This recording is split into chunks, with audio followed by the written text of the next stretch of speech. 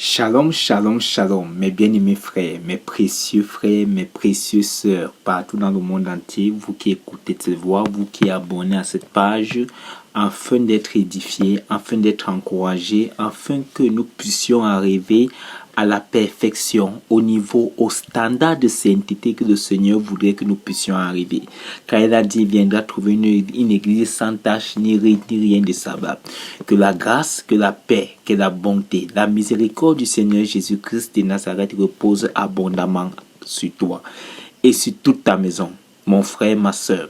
Qu'importe le lieu où est-ce que tu m'écoutes, qu'importe ta langue, qu'importe ce que tu fais, qu'importe ce que tu es en train de faire actuellement, que le Seigneur puisse te bénir, que le Seigneur bénisse tout ce que tu fais selon la volonté du Seigneur, tout ce que tu entreprends selon la volonté du Seigneur, que le Seigneur puisse te bénir, que le Seigneur te bénisse abondamment et que la paix du Seigneur repose sur toi. Shalom, shalom, c'est encore votre frère, votre serviteur, encore une fois de plus. Je viens encore ce soir, mes bien-aimés, pour une deuxième partie de la dernière publication qui avait été publiée en ce qui concerne les questions de nos vies, de faire un stop parfois dans la vie. Donc, il était question dans cet enseignement que parfois dans la vie, il est nécessaire de s'arrêter et de dire stop et de méditer par rapport à des situations que nous traversions, par rapport à cela. Et raison pour laquelle aujourd'hui, je viens pour la suite de cela, mais accueille encore quelque chose pour la suite, afin que nous puissions davantage être édifiés, mes bien-aimés. Ce n'est pas l'œuvre d'un homme. Le Seigneur a dit, je bâtirai mon église et que les portes de ce jour ne pourront point contre elle. Donc, je lui fais confiance, même si vous vous sentez impur, même vous vous sentez faible, même vous avez fait n'importe quoi, même si tu crois, tu regardes tes yeux comme ça, tu crois que personne ne peut être saint. Moi, je te dis, mon frère, je te dis, ma soeur, que c'est possible de mener cette vie de sainteté. Je crois à ce que la parole de Dieu dit que de croire à ce que mes yeux m'informent. Mes yeux m'informent. Certainement, tu vas dire c'est difficile. Quelqu'un ne peut pas rester sans mentir. Quelqu'un ne peut pas rester sans faire ceci. Personne ne peut rester sans. Mon frère, je te dis en Jésus que c'est possible. Le Saint-Esprit est là pour cela. Donc, ce n'est pas d'une capacité humaine que nous puissions faire ces choses-là, mais c'est le Saint-Esprit en nous qui puisse le faire. Le Seigneur nous a déclaré saints et il a dit soyez parfaits comme votre Père Céleste est parfait. Et si l'Écriture dit, comme à moi, qui suis-je pour contester ce que mon Père a dit dans l'Écriture? Je crois à l'Écriture, je crois à ce que le Seigneur dit de l'Écriture, je crois à ce que le Saint-Esprit a dit poussé par le Saint-Esprit, je crois aux prophéties qui sont dans l'Écriture et qui sont là depuis plusieurs années. Aujourd'hui, c'est là. Je crois à ce que le Seigneur a dit de l'Écriture. Que la grâce et la paix te soient encore abondamment multipliées. Je viens en ce jour encore m'attarder sur un sujet palpable. Et je désire que tout ce message, si mes bien-aimés, bien vouloir envoyer aux membres de vos familles qui n'ont pas encore cru. Car ceci concerne ceux qui sont encore hors de la bergerie. Parce que ceux de la bergerie n'ont pas besoin, ont plutôt besoin de la nourriture, de la nourriture de lait ou bien la nourriture solide. Mais ceux de la bergerie n'ont pas la capacité d'abandonner l'impureté, l'impudicité, toutes ces choses-là. Ceux qui sont déjà dans le Seigneur n'ont pas la capacité d'abandonner ces choses-là. Mais ceux qui sont dans le Seigneur, je veux dire, ont la capacité d'abandonner ces choses parce que dans le Seigneur, je dis que c'est possible. Mais je suis en train d'attirer l'attention de tous ceux-là qui sont encore dans les systèmes, qui ne connaissent pas Jésus. On les a passé le temps à parler de Bouddha, on les a passé le temps à parler de Maria, de Ange Gabriel, on est passé le temps à parler des man ici, tan ici, tantine ici, les man ici, c'est qu'on appelle chez marabout, voyant ou bien quoi que ce soit à l'ouest, on les a passé le temps à parler ça et ils ne connaissent pas qui est Jésus. Ils ont entendu parler de Jésus-Christ de nom, mais ils ne connaissent pas Jésus-Christ de puissance. Ils ont entendu parler de Jésus-Christ de nom, mais ils ne connaissent pas Jésus qui transforme. Ils ont entendu parler de Jésus-Christ de nom, mais ils ne connaissent pas Jésus qui est capable de faire des merveilles dans les vies. Ils ne connaissent pas ce Jésus-là. Raison pour laquelle je viens ce soir parler à toutes les femmes. Ce message s'adresse particulièrement aux femmes. Qu'importe si tu as cru, qu'importe si tu n'as pas encore cru, mais principalement pour toutes ces femmes des dénominations et des coups, les mamans de la maison, écoutez ce message ici-là. Et que le Saint-Esprit dispose ton cœur afin que tu puisses écouter. Que le Saint-Esprit dispose ton cœur afin que tu puisses savoir dans quoi est-ce que nous sommes en train de nous plonger. Que le Seigneur te bénisse lorsque tu écoutes ceci-là. Nous allons prendre une ponctuation musicale pour écouter encore l'artiste Ronce dans un autre titre, Vias Vias. Ça, c'est un titre que nous pouvons toujours trouver là sur YouTube. Nous allons écouter notre bien-aimé frère qui chante dans le titre Vias Vias. C'est qui sera l'objet de notre partage. Que le Seigneur vous bénisse abondamment lorsque vous écoutez. Façon de sa vie dans la dignité, mais l'insensé se confond dans l'immoralité. C'est ça. Notre corps est le temple du Saint-Esprit. Nous devons le garder propre. Madame Solange Mengue, qui est la mère des enfants.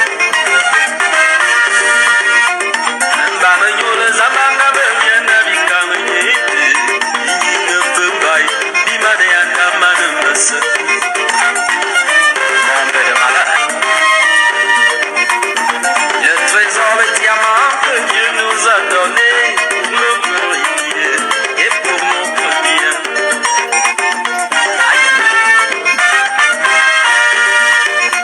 La nudité, le symbole de la malédiction.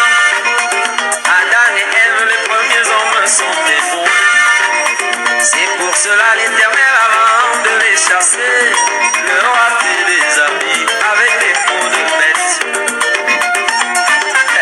Si d'amour, hein?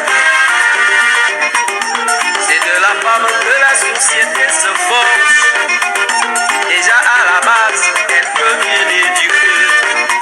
Mais que ferons-nous si la femme a perdu sa dignité? La société n'est que vouée à l'immoralité. Aïe, c'est un sujet à revoir, hein? Ouais.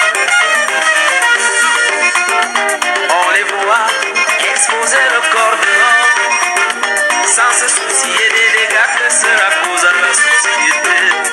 Les viols, les obsessions, la destruction des mariages, pourtant elles aimeraient être aussi casées. Ah bon? Tu veux te marier, hein?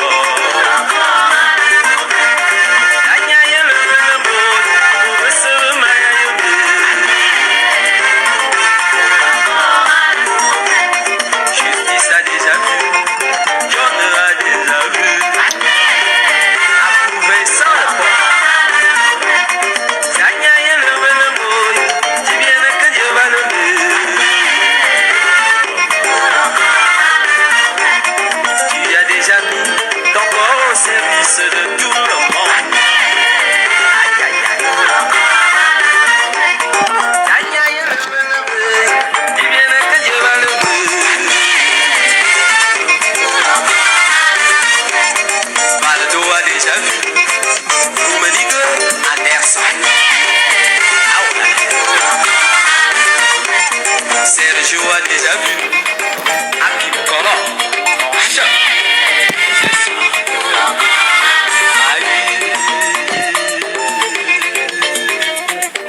Alors que l'honorable François et Saint Bernard Tapie a déjà parlé fatigué, il a même tapé, il a même botté, il a fouetté, personne n'écoute.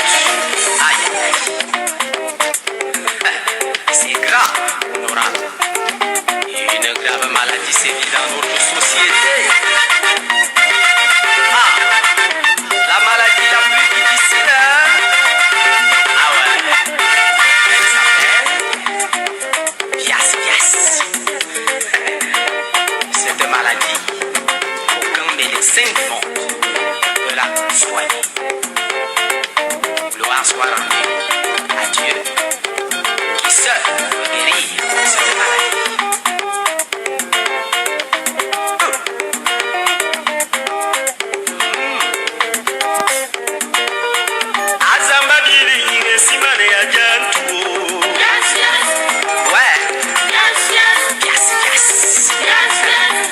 Une maladie qu'on ne peut pas guérir.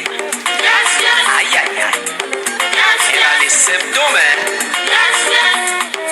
Elle attaque d'abord l'esprit, puis la mentalité. Et vous finirez par exposer votre corps. Vous le mettrez au service de tout le monde, surtout de n'importe qui. La la beauté que Dieu lui a donnée.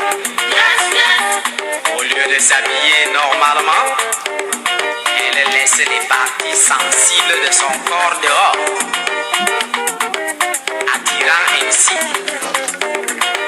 des psychopathes, des obsédés sexuels, des sidères et même des snakemen, c'est-à-dire hommes serpentologues. Pourtant Dieu, en créant la femme, la Bible dit qu'il a pris la côte de l'homme. Fais quoi, tu es la côte de l'homme. Et Ève était très très belle. Ah, qu'elles sont belles, les femmes.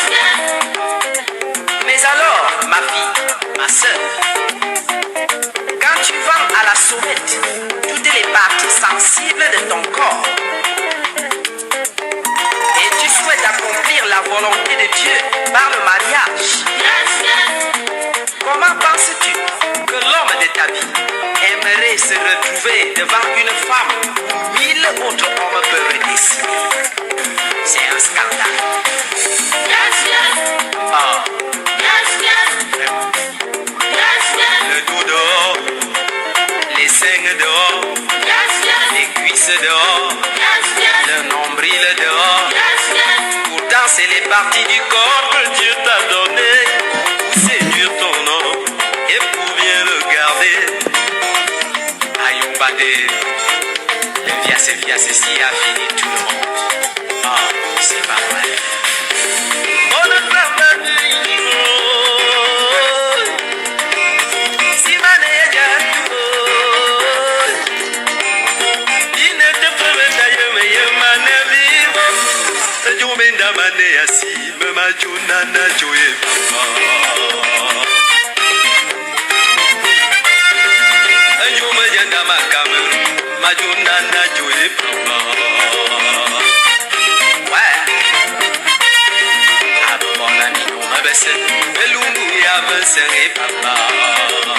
il tire sur tout ce qui bouge.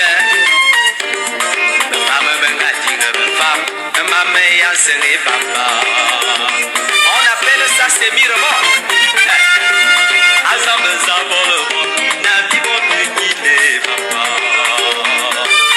Aïe aïe aïe.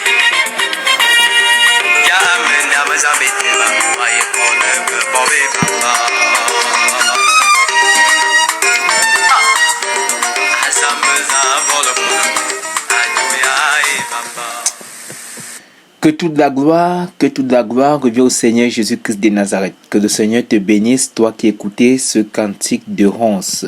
Que le Seigneur te bénisse, mon bien-aimé. Que le Seigneur te bénisse, ma bien-aimée.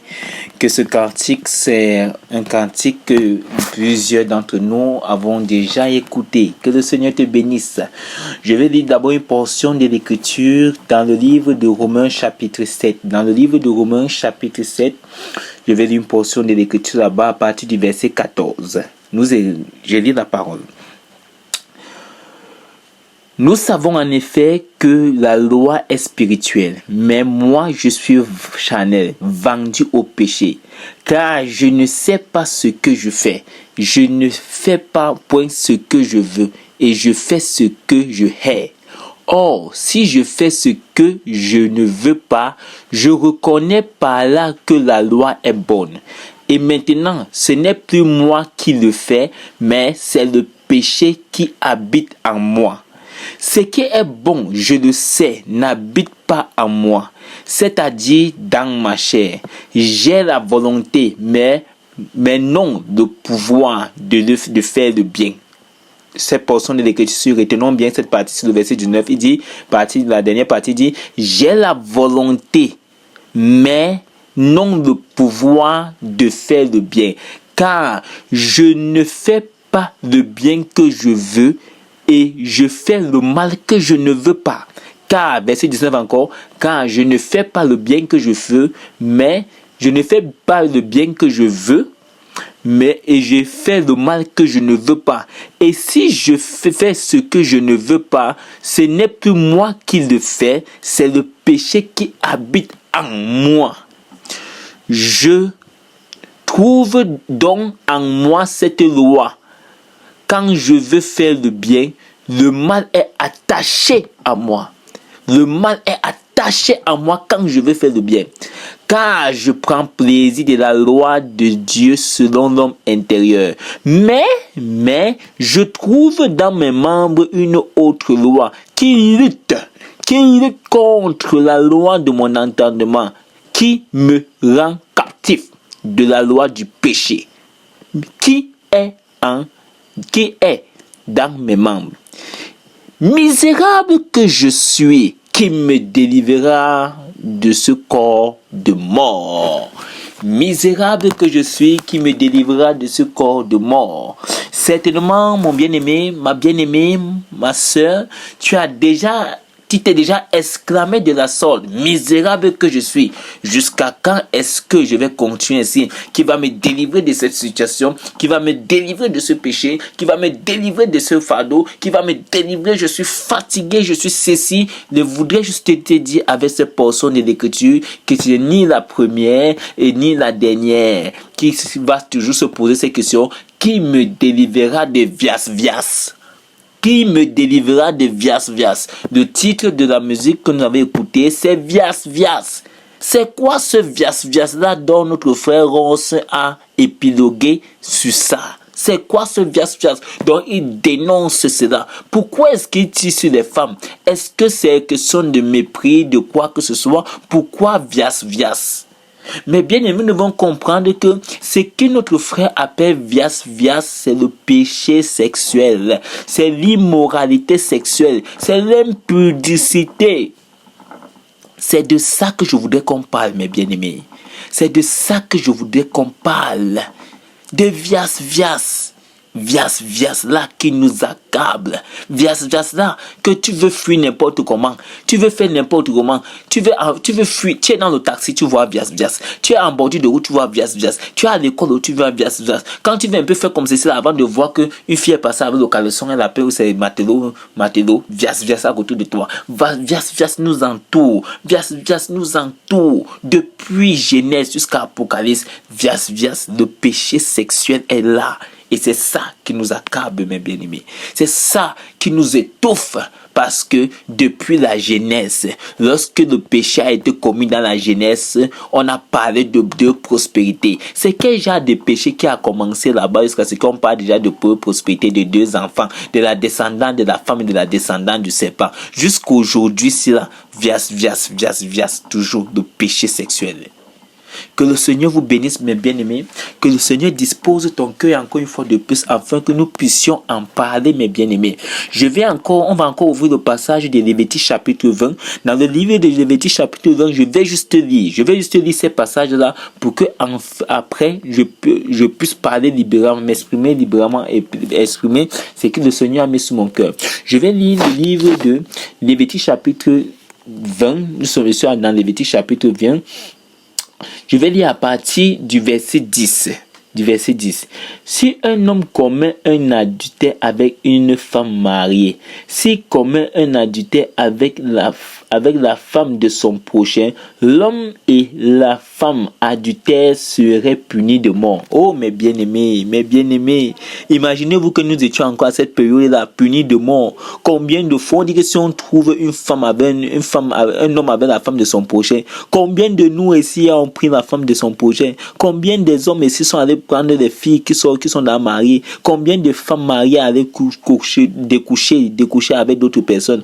L'Écriture déclare ici que dans la période de la loi, on lapidait seulement, on te tuait directement. Imaginez-vous la femme qui était prise en flagrant délit d'adultère. Ils ont dit que Moïse nous a prescrit de faire comment, de lapider de telles femmes. Parce que voici ça ici dans la loi, mes bien-aimés. Mes bien-aimés, rendez grâce au Seigneur. Rendons grâce au Seigneur pour ce qu'il est venu faire. Parce que si ce n'était pas la grâce du Seigneur, mes bien-aimés, c'est que ce sont les pierres qui nous récupèrent. Si ce n'était pas le sang de Jésus-Christ à la croix qui nous pardonne de toutes nos iniquités, c'est que ce sont les cailloux qui nous récupèrent maintenant.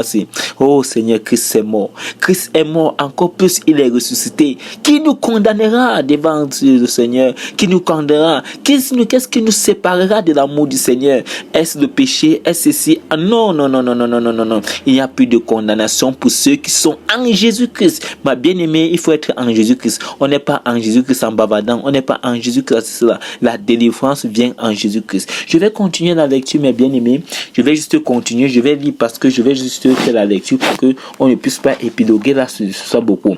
Le verset 11 nous dit: si un homme couche avec la femme de son père et découvre ainsi la nudité de son père, cet homme et cette femme seront punis de mort. Leurs sangs retomberont sur eux. On continue. Verset 12. Si un homme couche avec sa belle-fille, ils seront tous deux punis de mort. Ils ont fait une confusion. Le sang retombera sur eux. Oh Seigneur. Si un homme couche avec un homme, oh, l'homosexualité, les homosexuels, imaginez-vous Sodome et Gomorrhe. Si un homme couche avec un homme comme on couche avec une femme, ils ont fait tous deux une chose abominable.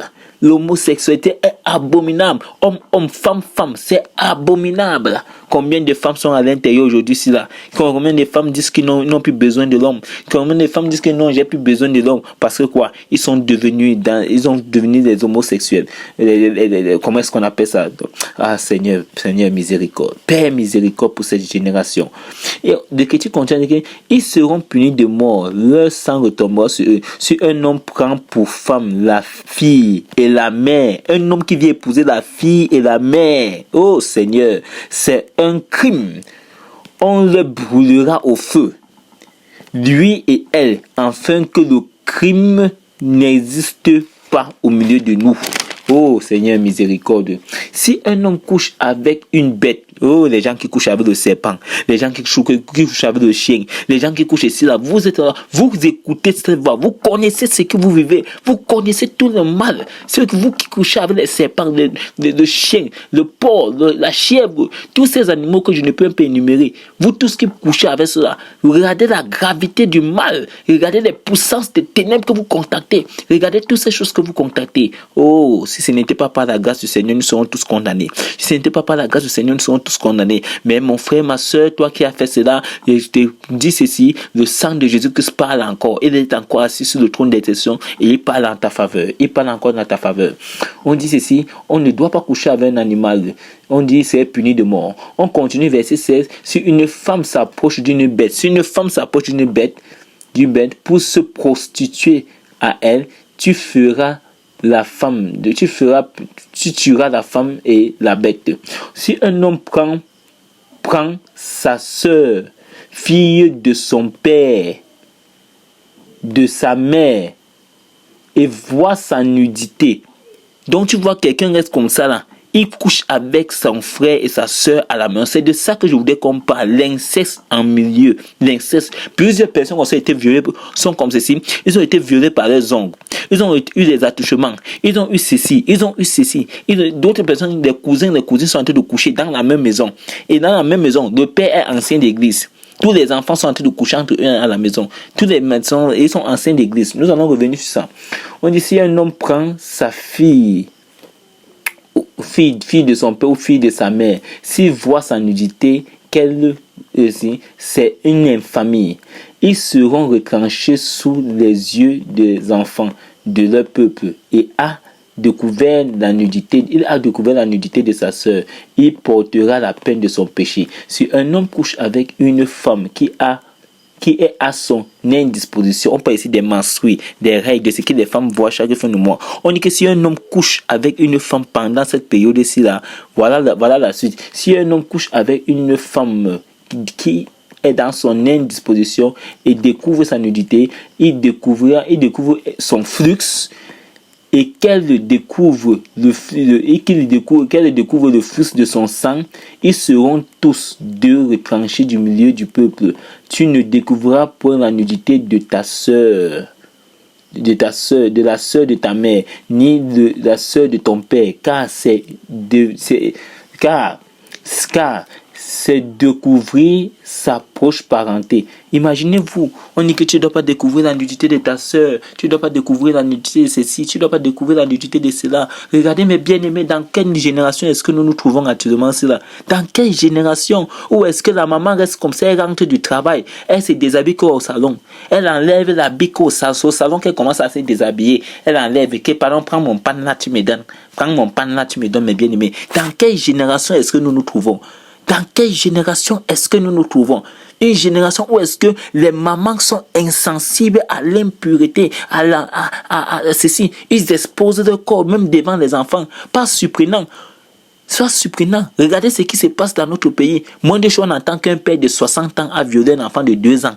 Un père de ceci a violé un enfant de ceci. On entend que les élèves sont en train d'organiser les partous dans les collèges, dans les lycées. On attend que les enfants de 3e, de seconde, au lieu d'aller faire cours, sont en train d'organiser des partous, de faire ceci, là. Mais bien aimés, nous sommes dans quelle génération, mes bien aimés?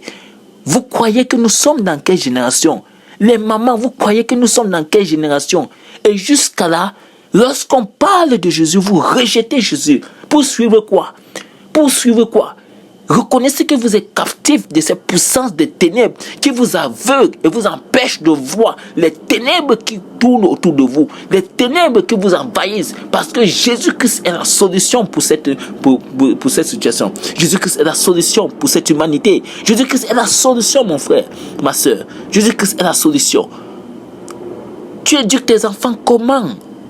Comment se fait-il que tu es à la maison, tu regardes novelas avec ton enfant? D'où vient d'abord qu'il y a la télé à la maison? D'où vient qu'il y a ceci, des films érotiques à la maison? L'enfant copie. Non, c'était à l'époque. Maintenant, c'est une nouvelle génération. Et la maman valide. Un enfant de 13 ans vient présenter à ses parents son petit ami. Et la maman est d'accord. Petit ami à 13 ans. Petit ami à 13 ans. Et la maman est d'accord. Et la maman n'a pas de soucis. C'est le nouveau monde. C'est la nouvelle génération. Ah, on va faire comment? Oh, on va faire ceci comment? Ma bien-aimée, dans quelle génération est-ce que tu te trouves? Toi, père, chef de famille de ce foyer, où est-ce que tes enfants passent à longueur de temps marcher à la maison avec des habits, des caleçons, de nombril dehors, des seins dehors, ceci dehors. De vous entendez qu'on a violé et vous créez abomination. C'est vous d'abord qui avez cautionné l'abomination dans votre propre maison. Vous avez d'abord cautionné l'abomination dans votre propre maison. Il n'est pas question de rester comme ça et dire abomination. Vous attendez que non, un père de 60 ans a violé un enfant de 2 ans, 3 ans, 7 ans, 12 ans. Pourquoi? Regardez ces jeunes filles de 12 ans aujourd'hui, c'est là. Regardez les habits qu'ils portent. Regardez les habits. Ils portent des habits pour séduire.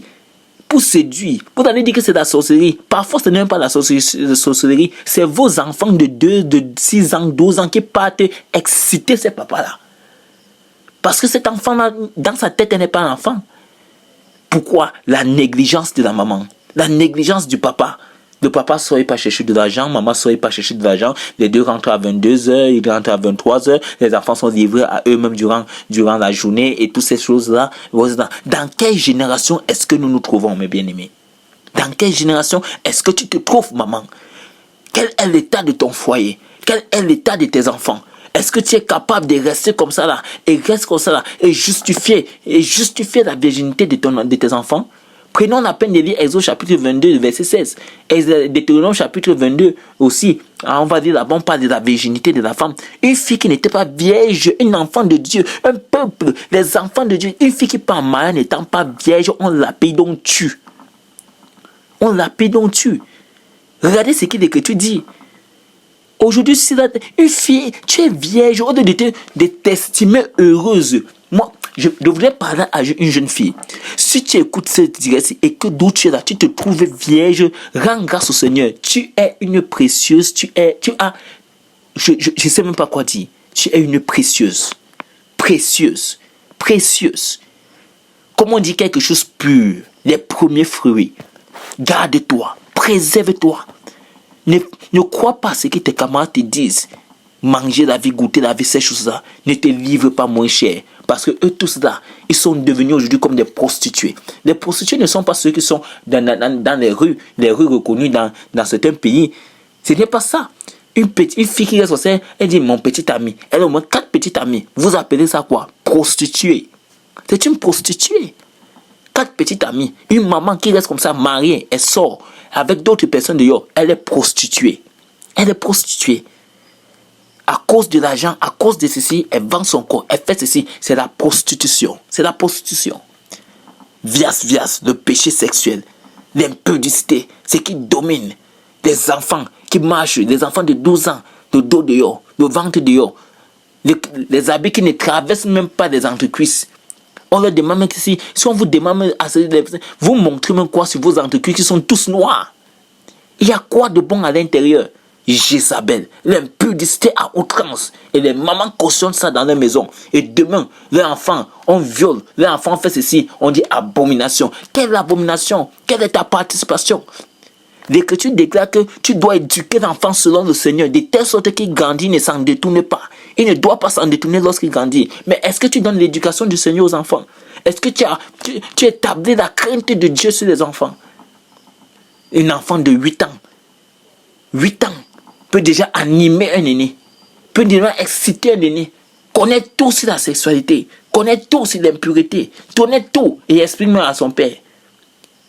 Dans quelle génération est-ce que nous nous trouvons en réalité? Je vous pose la question. Dans quelle génération est-ce que nous nous trouvons? Une génération d'impureté, d'impudicité. Les enfants partent à l'école. Au lieu d'aller à l'école, organiser les partous. Ça passe aux journaux. Ça passe dans les radios et télévisions nationaux et internationaux. Au Cameroun même. Le gouvernement est insensible. Le gouvernement est ceci. Le gouvernement est ceci. Pourquoi? Les ténèbres, les esprits impurs dominent sur ces enfants-là. Les esprits impurs dominent sur ces enfants, je vous le dis. Les esprits impurs. La solution, c'est Jésus. Ce Jésus que vous rejetez, qui est devenu la principale des langues. Là. Ce Jésus que vous rejetez, que vous avez honte de prêcher, de parler de lui. Ce Jésus que vous ne voulez pas écouter sa parole. C'est lui qui est la solution pour tes enfants. C'est lui qui est la solution pour ton foyer. Il y a des enfants qui sont obsédés. Ces élèves-là qui organisent partout, ils sont obsédés. Ils désirent abandonner, mais ils ne parviennent pas. L'obsession sexuelle.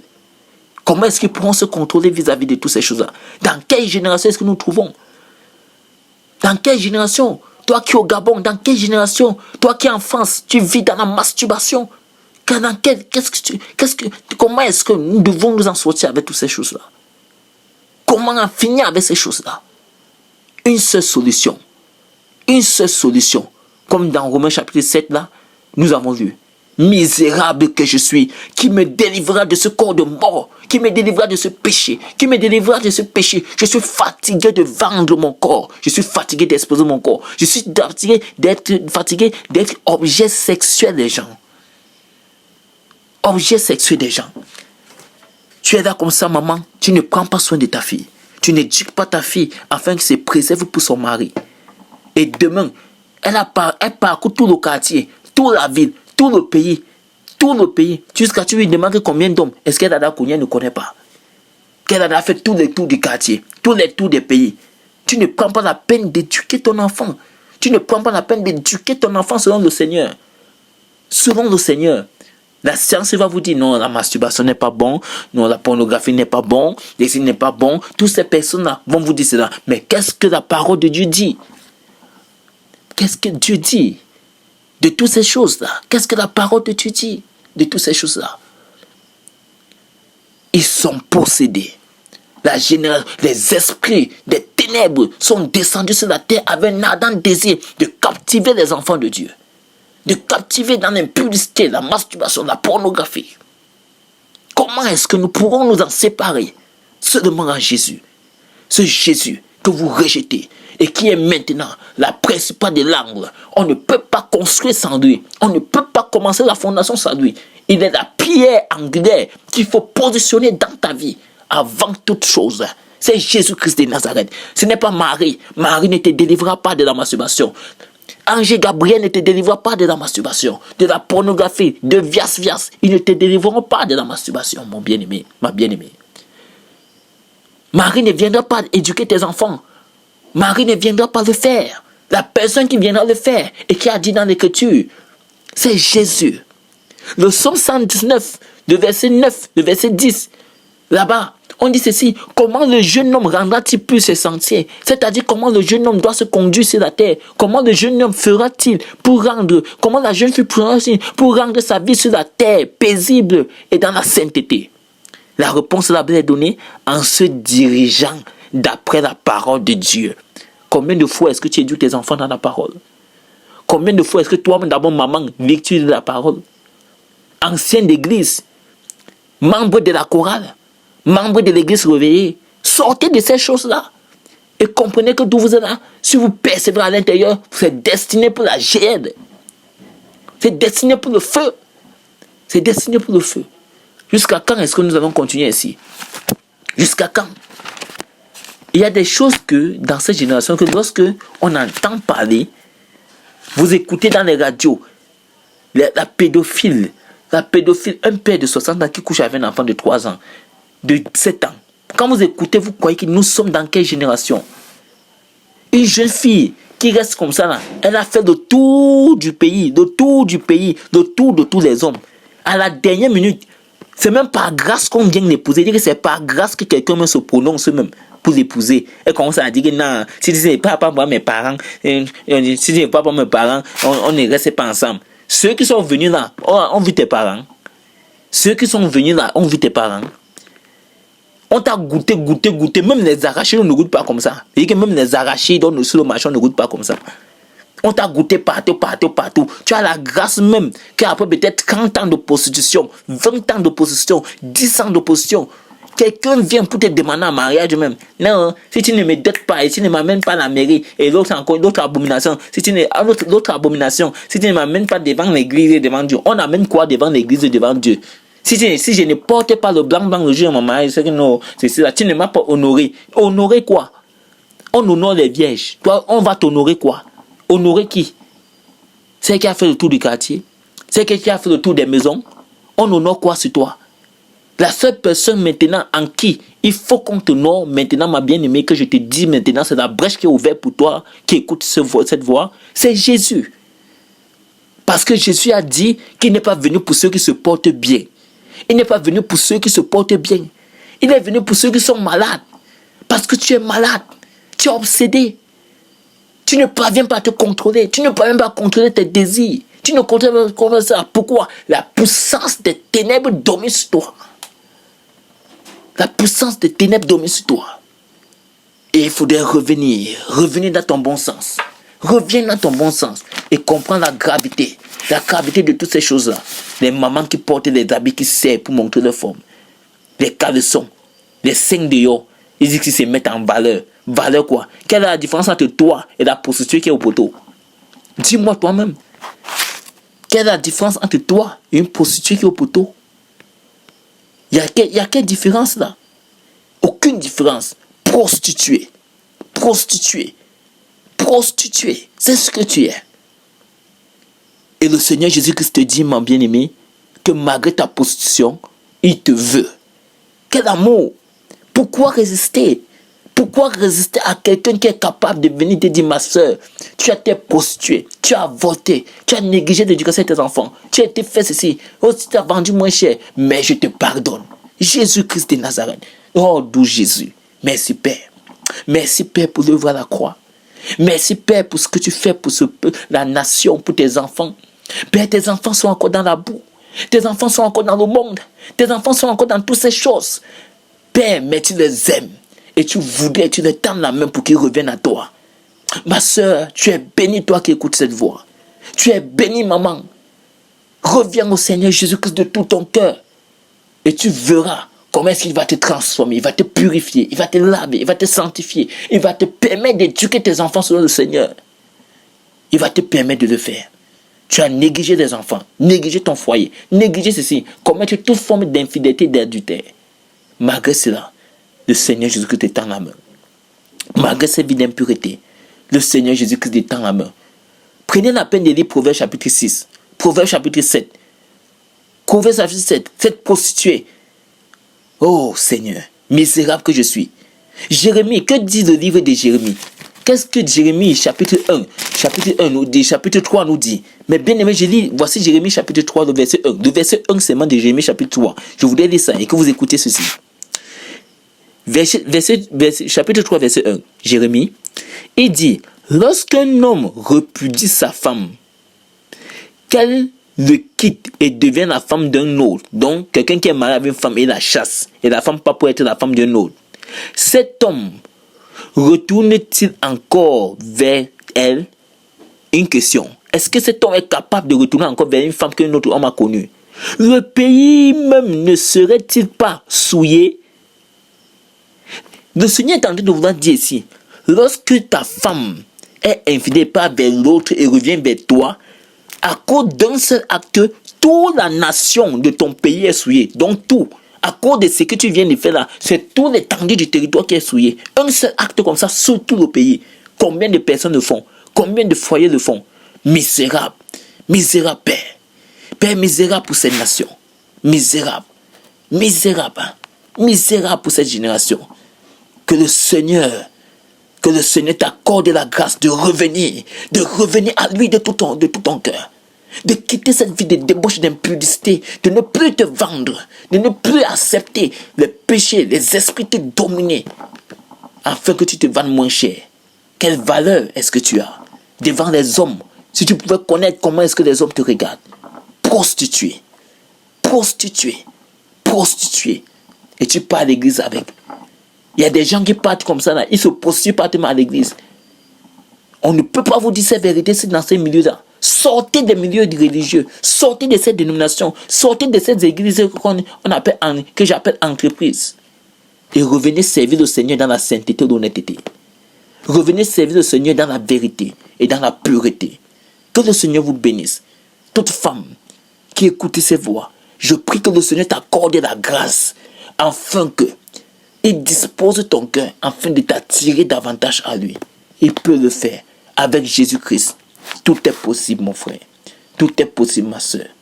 Que le Seigneur, Jésus-Christ de Nazareth, le Dieu de gloire et de bonté, lui qui a payé le prix à la croix pour toi, femme, afin que ces choses ne dominent plus sur toi. Lui qui est mort à la croix pour sauver l'humanité et te sauver, toi, ta famille et tes enfants, de cette vie d'impudicité, de ces choses que le monde vous impose. Le Seigneur Jésus-Christ peut le faire. Que le Seigneur Jésus-Christ te fasse grâce. Que le Seigneur Jésus-Christ te bénisse et attire ton cœur dans la repentance afin que tu reviennes à la bergerie. Au nom de Jésus-Christ de Nazareth.